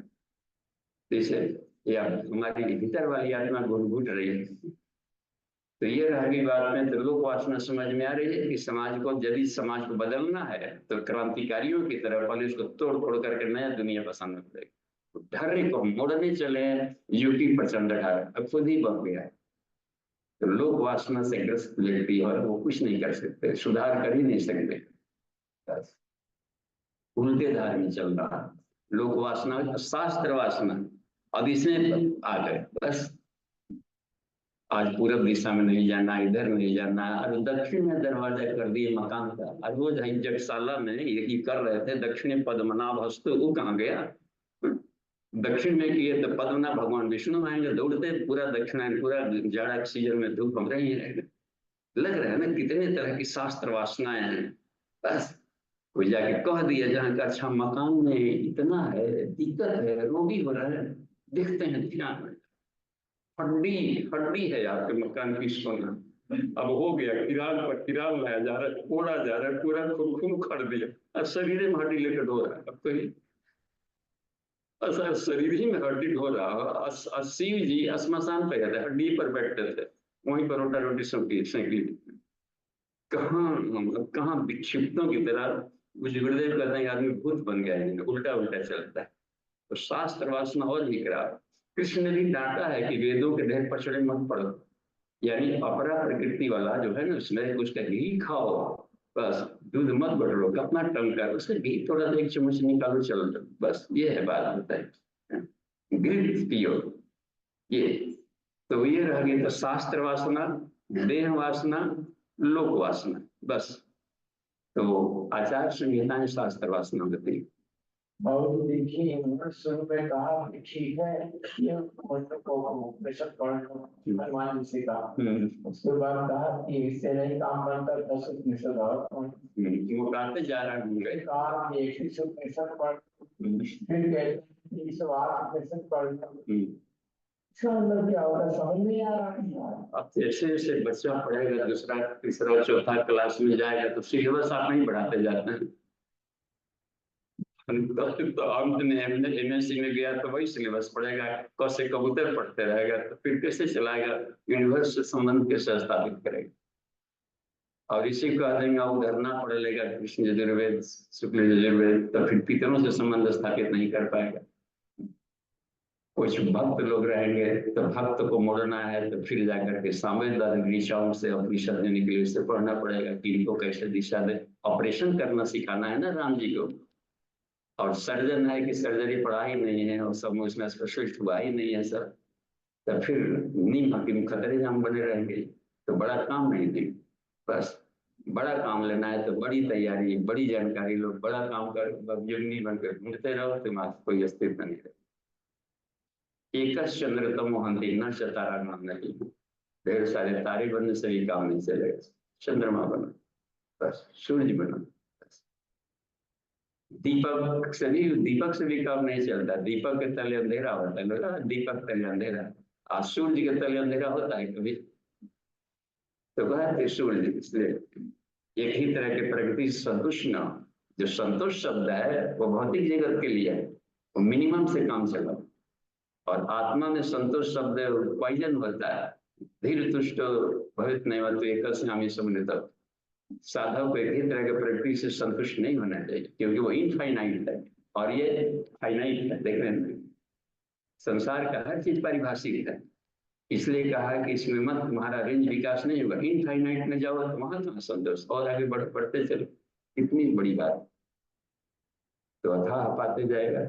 ठीक है, इतना प्रबल उपनिषद है तो बहुत ही अन्य कथाओं अन्य शास्त्रों को रचना बहुत ज्यादा हो गया, ये तो कौन हो गए जैसे हाँ यही वो। और बात में आ रहा तो पूज्य गुरुदेव ने जो प्रज्ञा पुराण लिखा, तो प्रज्ञोपनिषद को कथा की शैली में बताने को पुराण कहते हैं। किसी भी तत्व ज्ञान को कथा के माध्यम से बताएंगे तो पुराण कहलाएगा। तो अब रह गया क्या उसमें कथा ने कुछ जोड़ दिया, तो इसका असर क्या पड़ा कि कुछ कहीं के मानस सब कथा में बह गए और उपनिषद फिर मर गए, तो फिर कस के डांटे इसको उपनिषद शैली में पढ़ाओ, तब जाकर के ज्ञान विज्ञान ढंग से कुछ बातें बनी। कुछ लोग मान लें कि एक लाइन मानस में कहीं मिल गया, तो मानस में एक लाइन पढ़ा तो 10 लाइन मानस से गा दिए, तो फिर अन्य लोग समझे कि जब सब मानस में ये है तो हम कहे उपनिषद पढ़े। फिर भ्रम में भटकाव आया यहाँ पर, तो फिर कथा कहानी में आ गया। अब सूर्पनखा के नाक कटी, अब नाक पर चल रहा है 10 दिन प्रवचन का था कि कितना बड़ा लंबा नाक था, 3 फीट था, 4 फीट था, बांस के शिरकोई जैसा था, चोंगा जैसा था। अब इसमें अब घूमता चले उनके, तो जो कथा कहानी है हमें तो विषय वस्तु से दूर भगाते हैं, और उसमें आ गए नहीं अर्जुन को ऐसा नहीं करना चाहिए था, मना कर दिए थे कृष्ण की मत जाओ, फिर भी भाग गया उस दिन और मैंने मरा गया। इसमें पड़ जाएंगे ना, वो अर्जुन के लिए हो रहा, हमें हम अर्जुन है, हमको ज्ञान दिया जा रहा है, यह बदल तो सिर्फ परिषद देगा।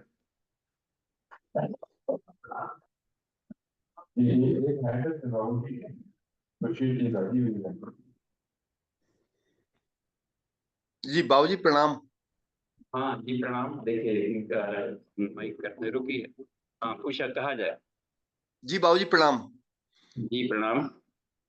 बाबूजी जैसे आप अभी शास्त्र वासना की बात कह रहे हैं, शास्त्र वासना मैं थोड़ा सा एक कंफ्यूजन कभी कभी ये होता है, क्योंकि हम बहुत सी बातों को प्रूव करने के लिए या बहुत सी बातों को समझने के लिए उनको अपने यहाँ धारण करने के लिए शास्त्र का ही रेफरेंस लेते हैं। कभी कभी क्या अक्सर शास्त्र का ही लेते हैं।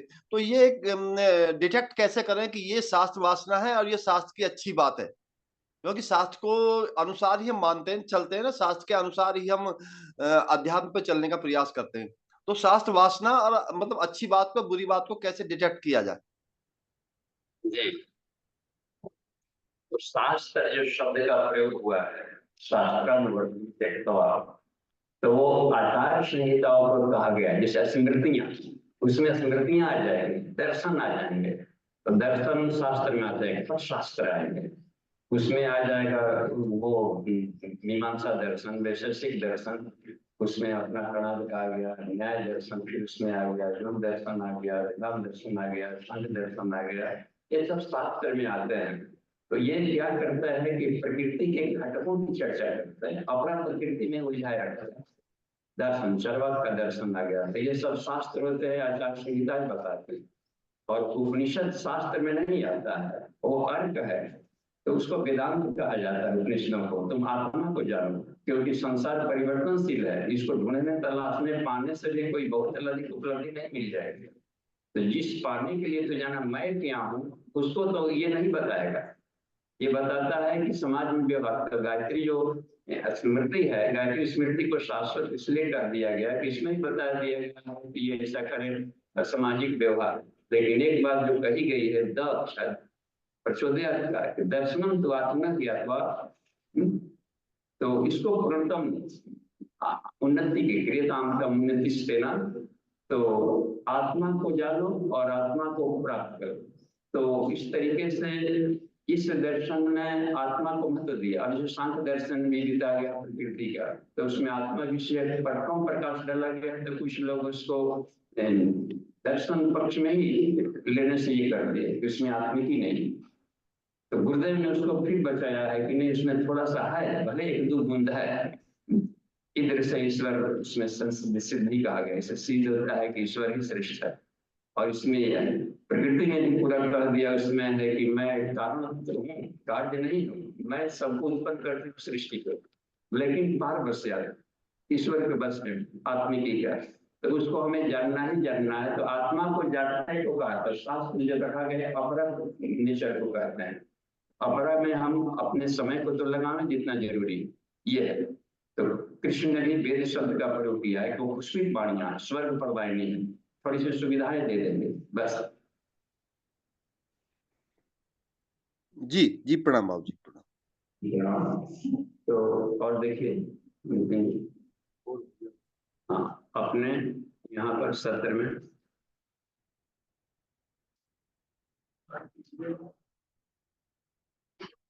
हाँ गौतम जी का बाबू जी आता है कि प्रहलाद का कोई विरोचन था, विरोचन हिंदू दोनों भाई की होली जोड़ा तो और भाई विरोचन क्या है?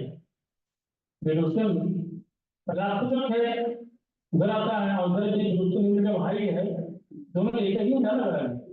आज भी विरोचन होते हैं, नाम अनेकों लोग रख सकते हैं। आज भी शिवजी ना है, होटल के हर गांव में शिवजी, तो वही शिव जी थे। तो वेद के अनुसार नामकरण होता है। तो ये विरोचन, वो विरोचन कहा गया है जो कि इंद्र के साथ, इंद्र के भाई थे। तो बड़ा भाई थे वो, दोनों को भेजा था कि इसमें ब्रह्मा जी के दोनों पुत्र कहा कि जाके शिव जी से विद्या पाल। तो गए दोनों पढ़ने के लिए। तो वो इसलिए को बताया जा रहा है इंद्र विरोचन की कथा, आत्मिकी और एक भौतिकी, ऐसा तत्व कहिए। तो भौतिकी को विरोचन कह सकते हैं, आत्मिकी को ये। तो यहाँ प्रहलाद आत्मिकी है, इंद्र मान सकते हैं यहाँ पर। तो उस तरीके से आ गया, इनको गद्दी पर बिठा दे, जिनको सत्ता सुख चाहिए, हमको ये नहीं चाहिए, क्योंकि वो बाद में भी प्रहलाद तपस्या कर रहा था। राजपाट मिल गया, लेकिन राजपाट उसको चाहिए नहीं था ना, वो तो उनको बैठा दिया कि तुम्हारे तो बढ़िया से राजपाट चलाओ। लेकिन तपस्या पहले से लोग कर दिया, और इस बार और देर से आया है। कहा कि अब क्या दिक्कत है। जब देखा कि हद से ज्यादा तप करने लगा, तब आया था कि भगवान हम जिस उद्देश्य के लिए तप किए थे वो तो आपने दिया ही नहीं, आप तो कुछ और दे के चले गए। तो क्या बात है, तो आत्मज्ञान हमको चाहिए था। अब वहां पर प्रहलाद बोल रहा, तो कहा कि हे प्रहलाद, यही विडम्बना है कि आत्मज्ञान दिया नहीं जा सकता, तुम प्रयास करो, हम सहयोग करेंगे बस। तुम इसके सूत्रों को, इसलिए कहा है ना कि इसमें 4 सूत्रों को जो साधन चतुष्टय का पालन करता है वो इसको पा लेता है। साधन चतुष्टय में है कि यहाँ देखिए केवल साधन चतुष्टय लिखा है, ब्रैकेट में अपने ढंग का लिख ली। हम साधन चतुष्टय में इस वाली बात क्यों माने, गुरुदेव मानेंगे जो आज कहते हैं साधना करें प्रतिदिन, स्वाध्याय करें प्रतिदिन, संयम करें फिर, और सेवा करें वेकेशन, ताकि वो पक जाए इसमें बाद में। तो हम साधन चतुष्टय इसको मानते, ये उसमें बात रह गई है कि आत्म समीक्षा करो, आत्म सुधार करो, आत्मनिर्माण करें, आत्म विकास करें। तो ये जो तरीके बताए गए हैं प्रज्ञोपनिषद में, तो आज के साधन चतुष्टय का प्रयोग किया जाए चारों का, तो फिर जाकर के और कृष्णों का अध्ययन करते रह जाए। इसमें केवल सूत्र बता दिया है, तो वो पाल लेंगे। जल्दी प्राप्त कर लेते हैं। इनको हम प्रैक्टिकल करें ये करने, तो अपने बताए हुए गुरु के आधार पर चलना चाहिए, क्योंकि वेद भाष्यकार संस्कृति को धारण है और युगानुरूप ज्ञान देने आए हैं मांग में। तो उन शब्दावलियों में से हमें अपने धन का धर्म से इसका प्रयोग करना है। कहा कि जो जो जितने भी तांत्रिक उपनिषदों में व्याख्या तो कर दिए, तो वो गुरु जिससे ज्ञाता है करें, लेकिन ये सारे लाभ गायत्री मंत्र से लिए जा सकते हैं सरल तरीके से, बिना किसी हानि का। तो एक नया ऑप्शन दे दिए विचार के, उस ढंग से हम लोग लाभ ले लेंगे। तो जी धन्यवाद।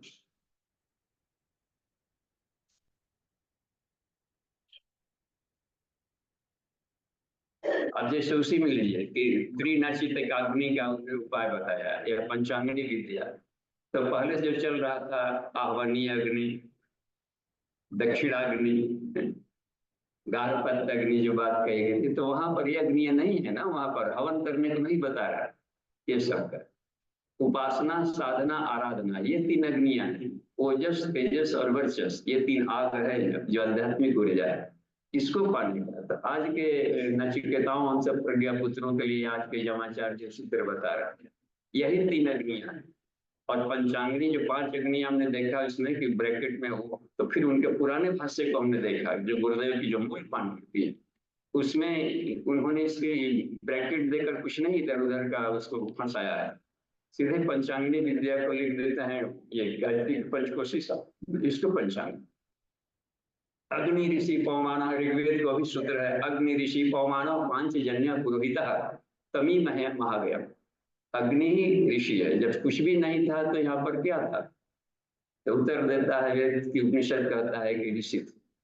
हम लोग ऋषि माने केवल आदमी मानते हैं ऋषि, तो कुछ भी नहीं था तो क्या था, तो यहाँ ऋषि का है। ऋषि क्या है, तो प्राण, प्राण को ही ऋषि का है बस। अग्नि ऋषि पवमान, यह प्राण ही पांचजन्य पुरोहित, इन 5 कोशों को प्रकाशित करते हैं, तभी वह महाज्ञान। हम उनकी शरण में जा रहे हैं ये बस। तो प्राणो भवेत् परब्रह्म, इसी को रिफाइंड कर लेंगे तो प्राण का जागरण ही महान जागरण है। उत्तिष्ठत, सोए हुए प्राण को ही उठाना, जागृत उसको फ्लेमिंग करना, उद्बुद्ध उसको प्रखर बनाना, और प्राप्य वरा निबद्धति, प्राणों को एक एक चक्रों को लेकर यहाँ पर आया श्रेष्ठ तत्व, जहाँ की अद्भुरश्मि बैठा हुआ है प्राण, उसमें उद्बुद्ध स्वाग्न, स्वाग्न शब्द है ना, अपने भीतर की अग्नियों को जगाओ यहाँ पर, केवल हवा में फंसे रह गए तो लाभ हुआ, कुछ और पाना चाहते थे, कुछ और इसके माध्यम से कुछ और भटक गए। जी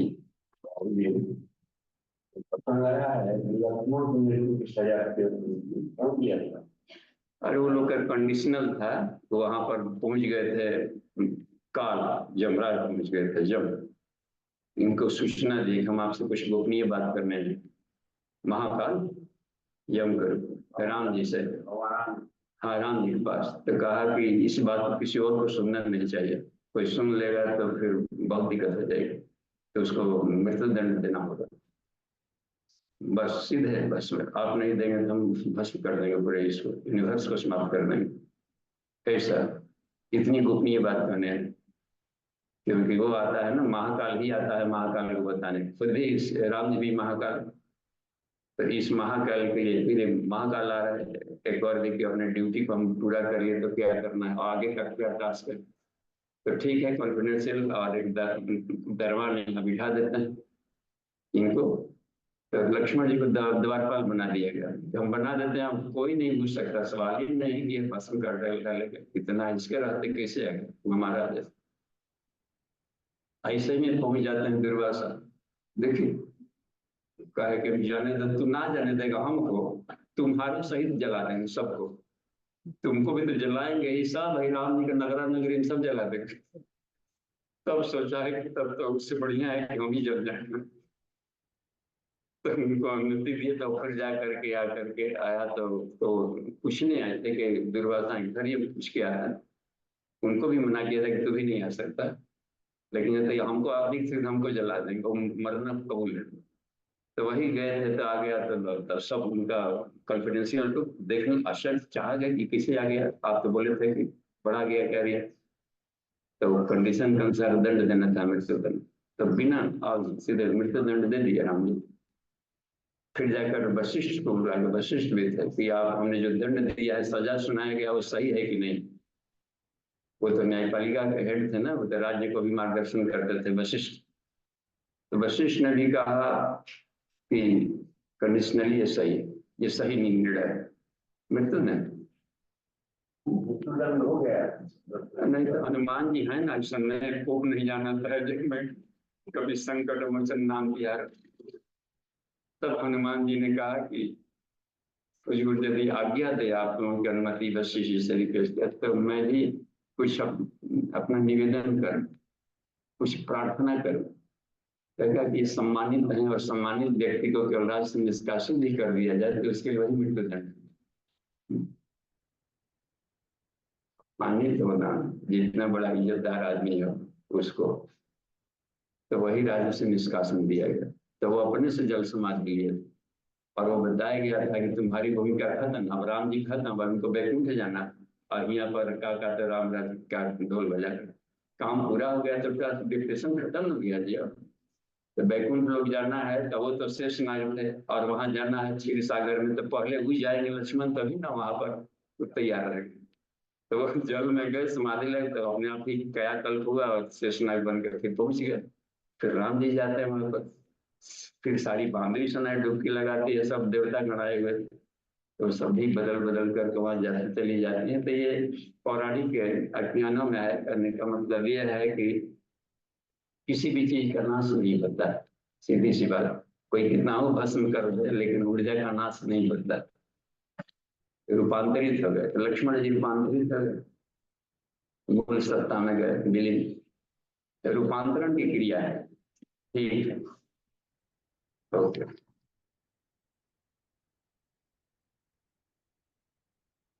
चलिए कहीं से, हाँ, और किन्हीं को कुछ भी याद के उपनिषद में कहीं से कुछ का या संशय या भी उपनिषद अब तक से अच्छा संजोग कहा जाए, कितना बढ़िया पूज्य गुरुदेव की कृपा करी जाए कि स्वार्थ उपनिषदों का हम लोग करीब करीब इसमें से जितना सूची था, करीब करीब बहुतों को हम लोग आधे से अधिक का स्वाध्याय कर चुके। अब रहा कि उसको अभ्यास में बनाए रखा जाए, फिर रिपीट किया जाए, फिर रिपीट किया जाए, घर में बार बार उसी को पढ़ेंगे तो और गहराई मिलती जाएगी और समझ में आती जाएगी। एक साल बाद फिर हम उसी को फिर रिपीट कर पाते हैं कि पिछली बार जो पढ़े थे वो बहुत कम गहराई में होता है। एक हल चलता है कि खाली खुफरी जैसा थोड़ा सा कोड़ा, एक होता है कि पूरा चिपा दबाते गया और थोड़ा सा पटा पटा के कोड़ते गए, तब उर्वरक होता है बढ़िया। तो एक बार हो ही गया तो क्या करें, तो हर बार का कुछ रट करके तब कहीं बताते नहीं, जब भी होगा तो उसकी गहराई में उसका अलग होगा अर्थ आएगा, हर बार नई अर्थों में आएगा, कुछ नई बातें उसमें जुड़ेगी किसी कक्षाओं में। अपने से भी पढ़ेंगे तो आप नए अर्थों में लेंगे उसको। हाँ जी, किसको देना है किसको नहीं देना है, तो वैश्विक विद्या का क्या मतलब है, आप इसको ग्रामीण विद्या को नहीं मानते।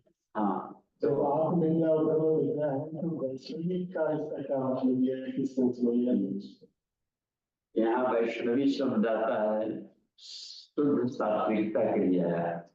जैसे कहीं कहीं पर विष्णु ग्रंथि कहा गया है, इसको ब्रह्म ग्रंथि को कह दिया गया है, नीचे उत्पन्न करने वाला सृजन का काम करता है नीचे वाला एरिया, तो उसको ब्रह्म ग्रंथि कह दिया।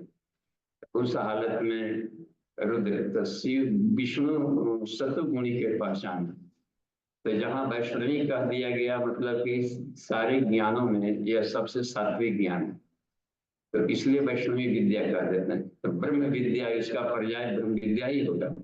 यहाँ ब्रह्म से वैष्णव का मतलब हो गया कि अत्यंत शुद्ध, अत्यंत सात्विक, ये है रिफाइंड है, जितम्बरा प्रज्ञा वाली ये बात। इसको वैष्णव सबसे उस दिन हो सकता है कि वैष्णव यंत्र तो तेने जमीन, इसमें जो जाने पीर पर आएगा, तो पीर पर आए वाले अर्थ वाली बात है। तो वहां पर विष्णु शब्द का रख गया विश्व बंधुत्व की भावना, ये पूरी समग्रता के लिए आएगा। विष्णु शब्द है विश्व में नुक पड़ता है, और विष्णु सहस्रार चक्र में बैठा हुआ सहस्र फंड फैला है शेषनाग, तो जहाँ वैष्णवी कह दिया गया, सौभाग्य लक्ष्मी भी पढ़े गए थे, तो सौभाग्य लक्ष्मी निष्काम भाव से जो करता है वो पाता है। वो भी सौभाग्य लक्ष्मी यानी ससुराल चक्र में ले जाने की बात कही थी। तो वैष्णव है तो विष्णु की पत्नी सौभाग्य लक्ष्मी, तो भाग्य बदलने वाली, तो वैष्णव कह दिया गया। तो वहां पर हम केवल एक ही अर्थ में न लें कि ब्रह्मा जी हमेशा यही रहेंगे। तो ब्रह्मा जब सृजन के अर्थ में लिया जाता है तो वो मूलाधार में आ जाता है। तो ब्रह्म चक्रम से कुछ में आ रहे, वहां ब्रह्म चक्र मूलाधार में कहा है सौभाग्य लक्ष्मी, इसको परब्रह्म चक्र कह दिया है ऊपर वाले को।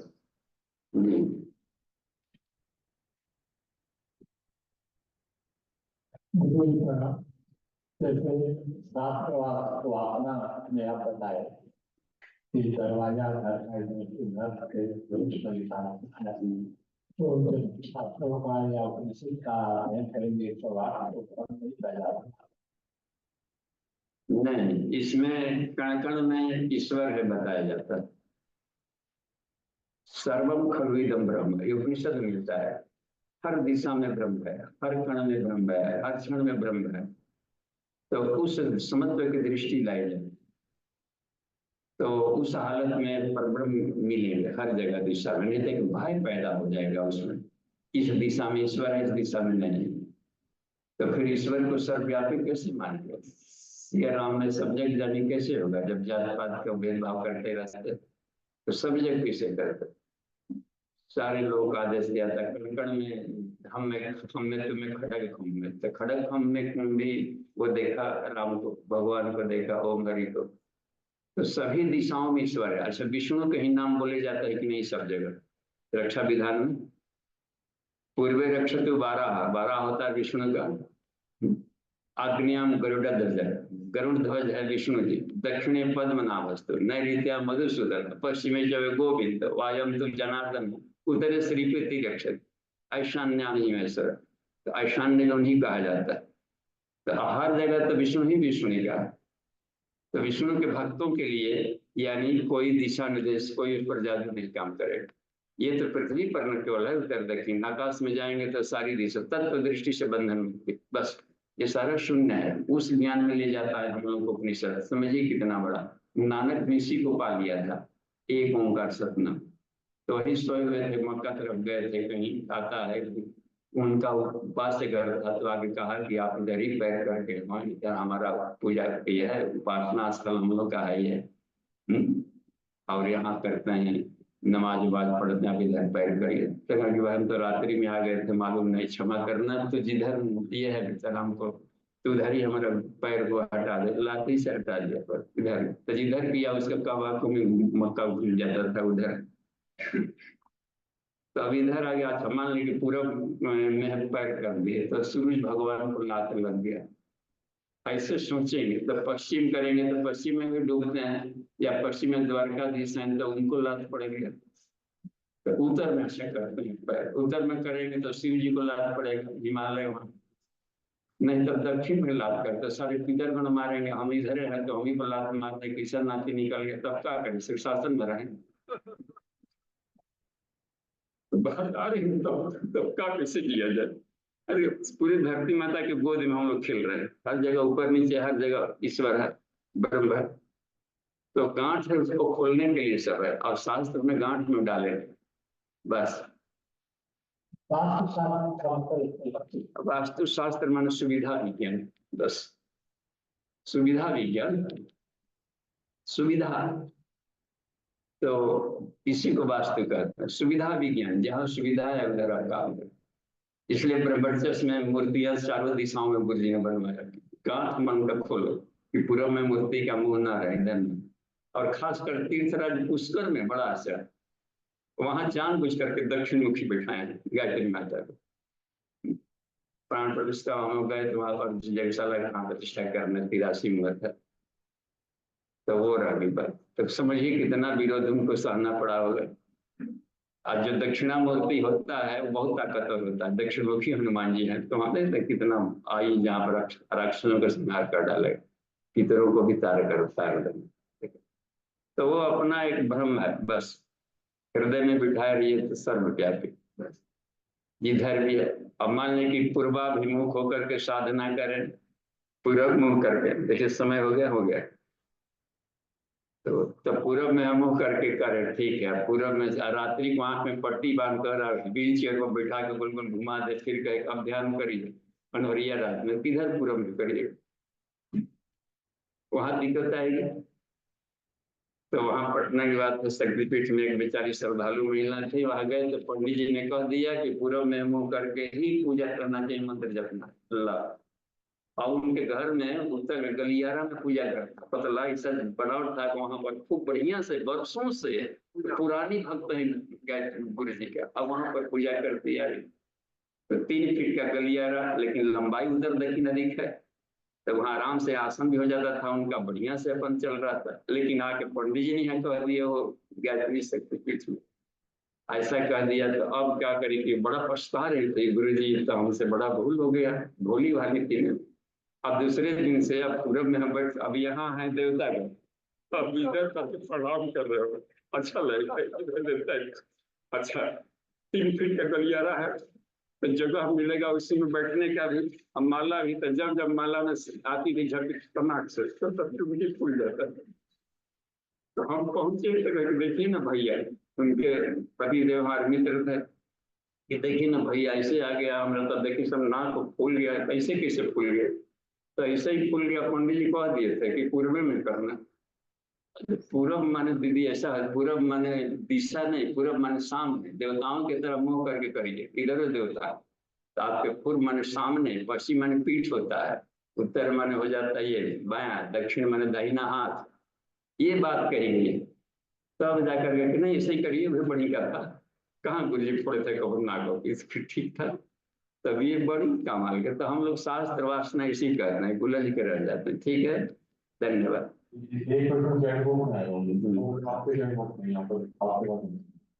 तो अब तो समय हो गया है, हर जगह सलाह चैट। हाँ, इसमें क्या अंग्रेजी में लिखे हैं, ओम शांति, ओम शांति, ओम शांति, क्या लिखे बापू यही काम रखी है तो यह कल पूछ लीजिएगा। जो बोली है जो बोली वो हटा देंगे, जो बोल रहा है उसको हटा दिया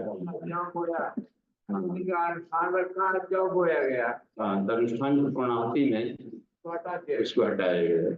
देखते हैं कितना लोग करते हैं, तो इसे कान पर अपना सांगते हैं शुभ इसका ये, तो वो करने का मतलब है कि वो हवन वगैरह किया जाता है, तो उसके ऑक्सीजन को प्रदान करते रहता है और कार्बन डाइऑक्साइड सोखते रहता है, और जौ प्राण देता है। जौ इसलिए भी बोल जाता है वो प्राण उत्पन्न करता है, विष्णु के शरीर से उत्पन्न हुआ है जब। ओम शांति शांति शांति, समाप्ति, प्रणाम।